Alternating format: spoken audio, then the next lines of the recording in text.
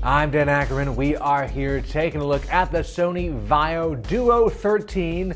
Now this looks like a 13-inch slate-style tablet, a little bit thick for a tablet, but that is because you take the Duo 13, you put it down on the table like this, take your finger, just lift up with one finger right here, and then look at that, you've got something that's kind of like a laptop or maybe like a little all-in-one PC.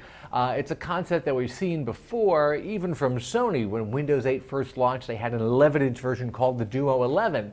Now, the hinge on that model was a little bit more complicated. It wasn't quite as overall ergonomic, and we thought it was a good idea, but the execution did not quite nail it. This new 13-inch version improves on a lot of things about it. Obviously, it has a bigger screen. I think the keyboard works better. Instead of a tiny little track point, they've actually managed to work a very small touchpad up in the front here. That's better than not having any touchpad, although it is a very shallow one. It's kind of a long rectangle, so not super great for navigating, but I definitely rather have that than nothing.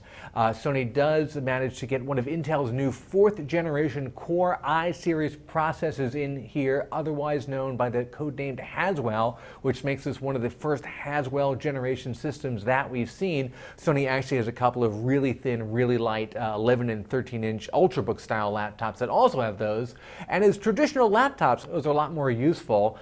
This has the bonus of being sort of a slate style tablet and something you can use on a desktop. I think the biggest flaw here is this screen. While you can move it up and down, sort of like this when you fold it into tablet mode, it's not actually really adjustable. It doesn't stay at another angle, and I can't tilt it up any further than this. You can see the fairly extreme angle that it's at right here.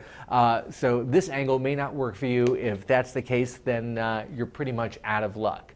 It's a cool experimental laptop. I like that they've made a lot of improvements over the last generation. It starts at about $1,300 and up. That is a lot to ask people to pay for an experiment, especially for something that may not be as universally useful as either a convertible tablet where you detach the screen or just a regular Ultrabook style laptop.